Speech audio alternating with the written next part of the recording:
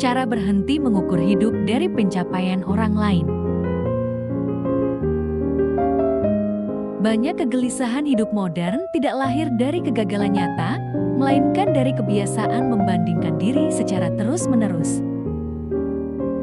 Seseorang bisa memiliki hidup yang cukup stabil, pekerjaan yang layak, dan relasi yang sehat, namun tetap merasa tertinggal hanya karena melihat pencapaian orang lain. Media sosial memperparah kondisi ini dengan menampilkan potongan keberhasilan tanpa memperlihatkan proses, kegagalan, dan harga yang harus dibayar di baliknya. Mengukur hidup dari pencapaian orang lain perlahan mengaburkan kompas batin. Standar kebahagiaan tidak lagi datang dari dalam, melainkan ditentukan oleh apa yang tampak di luar. Akibatnya, hidup terasa seperti perlombaan tanpa garis akhir. Untuk keluar dari jebakan ini, dibutuhkan perubahan cara berpikir yang lebih jujur, lebih dewasa, dan lebih berpihak pada realitas diri sendiri. Pertama, menyadari bahwa perbandingan sering tidak setara. Banyak orang membandingkan hasil akhir hidupnya dengan cuplikan terbaik hidup orang lain. Yang dibandingkan adalah kelelahan pribadi dengan kemenangan publik. Perbandingan seperti ini sejak awal sudah timpang, tetapi tetap dipercaya seolah adil dan objektif. Ketika disadari bahwa setiap orang memulai dari titik yang berbeda, dengan latar belakang, kesempatan, dan beban hidup yang tidak sama, perbandingan mulai kehilangan daya cengkeramnya.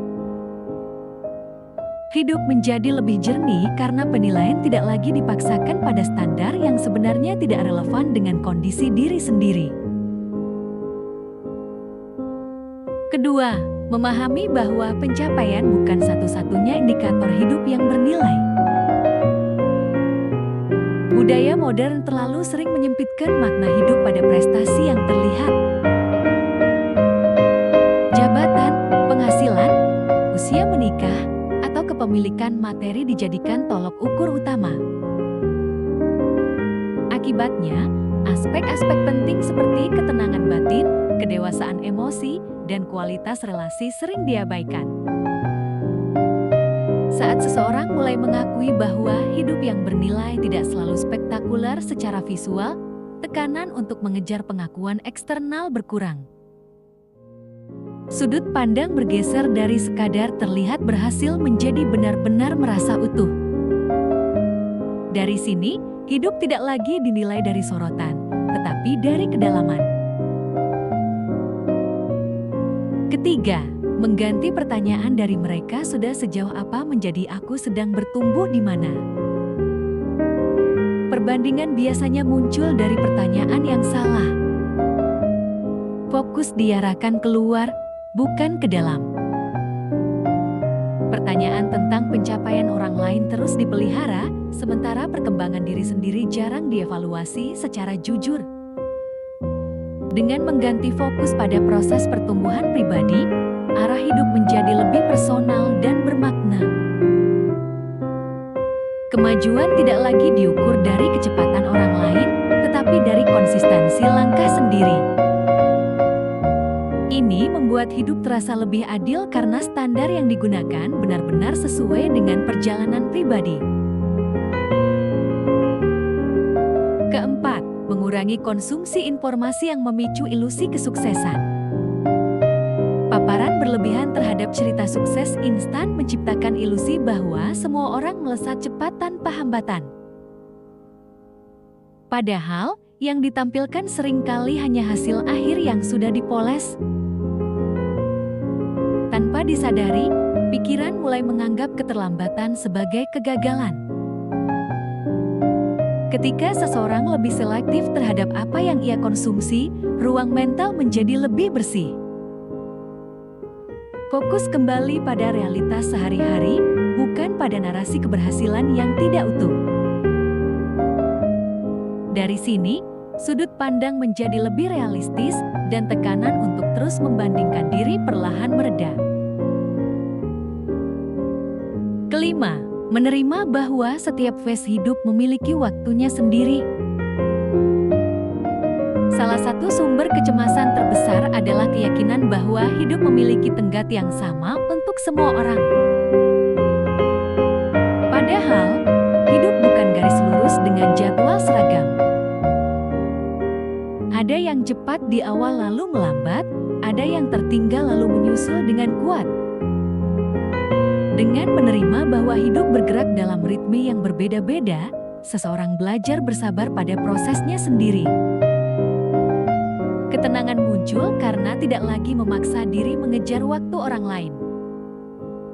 Hidup dijalani sesuai kapasitas, bukan tekanan eksternal. Keenam, menguatkan identitas diri di luar validasi sosial. Ketika identitas terlalu bergantung pada pengakuan, perbandingan menjadi tak terhindarkan. Setiap keberhasilan orang lain terasa seperti ancaman, bukan inspirasi. Ini membuat batin terus gelisah dan sulit merasa cukup. Dengan membangun identitas yang lebih kokoh pada nilai, prinsip, dan arah hidup pribadi, validasi eksternal kehilangan kekuatannya. Pencapaian orang lain tidak lagi meruntuhkan rasa diri. Hidup terasa lebih stabil karena pijakannya berasal dari dalam, bukan dari sorotan luar. Ketujuh, mengukur hidup dari kualitas, bukan kecepatan. Banyak orang terburu-buru karena takut tertinggal, bukan karena benar-benar tahu kemana ingin pergi.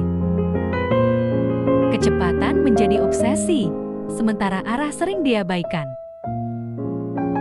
Padahal, cepat tanpa arah hanya membuat lelah lebih cepat.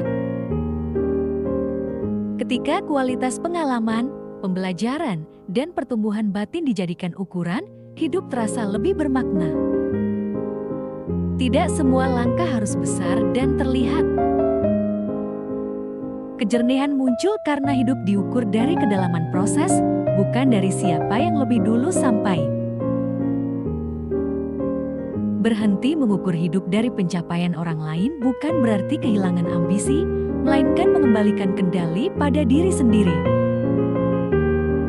Hidup menjadi lebih tenang ketika standar kebahagiaan tidak lagi dipinjam dari luar. Saat kamu berjalan sesuai ritmemu sendiri, pencapaian orang lain tidak lagi terasa mengancam. Ia hanya menjadi cerita hidup orang lain, sementara kamu sibuk membangun ceritamu sendiri dengan lebih sadar dan utuh. Jalani ritmemu, syukuri prosesmu. Karena pencapaian orang lain bukan ancaman bagi masa depanmu. Jangan lupa subscribe atau follow dan like jika kamu menyukai video ini. Sampai jumpa di video selanjutnya.